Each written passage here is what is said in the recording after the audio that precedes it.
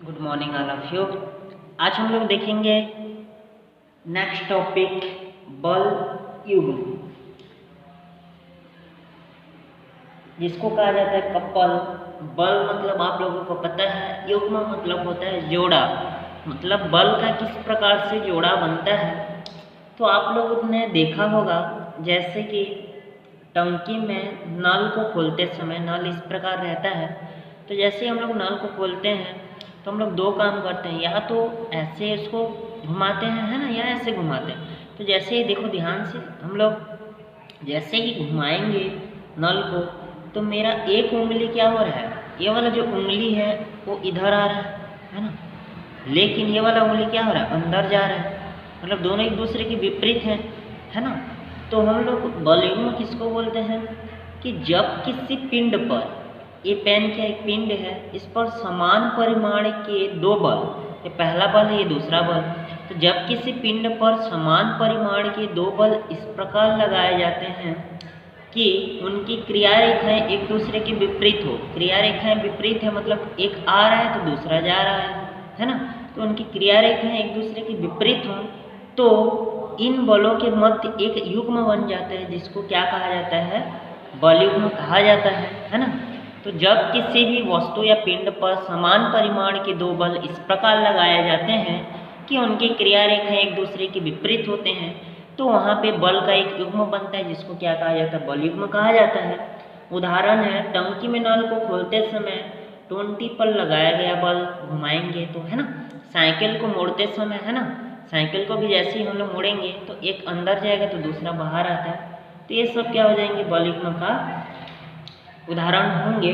तो बल युग्म का जो मात्रक होता है वो क्या होता है, न्यूटन मीटर होता है ना। इसका विमीय सूत्र क्या हो जाएगा, m/L2t-2। और ये क्या सदिश राशि है, इसको बता भी चुका हूँ, दो प्रकार के होते हैं, धनात्मक और ऋणात्मक होता है ना। उसी प्रकार आगे हम लोग देखेंगे जड़त्व अवगुण क्या है। आगे क्या देखेंगे, जड़त्व अवगुण क्या होता है ना। टॉपिक आगे पीछे हो रहा है बुक से, बाकी हर टॉपिक कवर हो जाएगा। तो जैसे जैसे बताते जा रहा हूँ आप लोग को उसको लिखते हुए जाना है। जड़त्व अवगुण क्या होता है, तो किसी पिंड का कुल द्रव्यमान, जैसे कि कोई पिंड है ना, इस पिंड में बहुत सारे, इसका केंद्र बिंदु को मान लेते हैं द्रव्यमान केंद्र, है ना।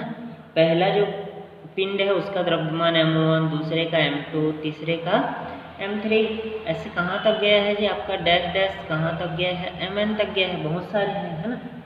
पहले के लिए स्थिति सदिश r1, दूसरे का r2, तीसरे का r3, ऐसे कहाँ तक गया है, rn तक भी गया है। ठीक, पहले का जड़त्व अवगुण I1, दूसरे का I2, फिर I3, डैश डैश कहाँ तक गया है, In तक गया है।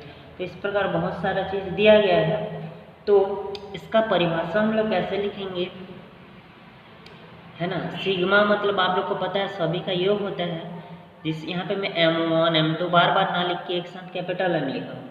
तो किसी पिंड का कुल द्रव्यमान तथा अक्ष से कण की दूरी, अक्ष से कण की दूरी r1 r2 एक साथ r। तो किसी पिंड का कुल द्रव्यमान अक्ष से पिंड की अक्ष से कण के बीच की लंबवत दूरी के वर्ग के गुणनफल के बराबर होता है।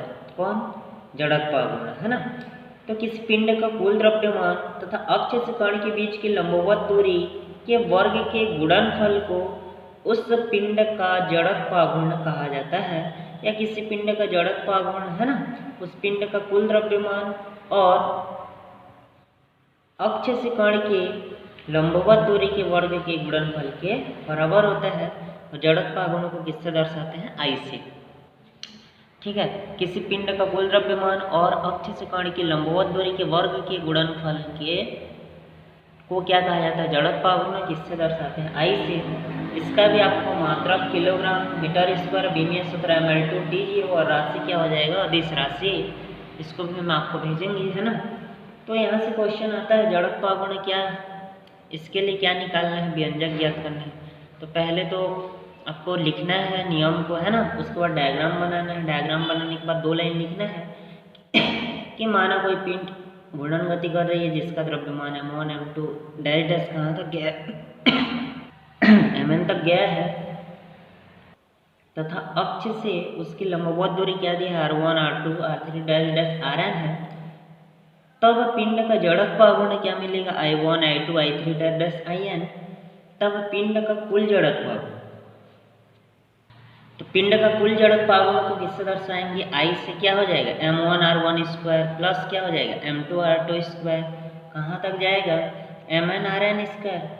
लेकिन हमको पता है कि यहाँ से जो हमारा पिंड का कुल जड़त्व आघूर्ण जो होगा, है ना, जो हमारा पिंड का कुल जड़त्व आघूर्ण है ना, वो किसके बराबर हो जाएगा जी, यहाँ से I बराबर क्या लिख सकते हैं, I1 plus I2 plus dash dash In।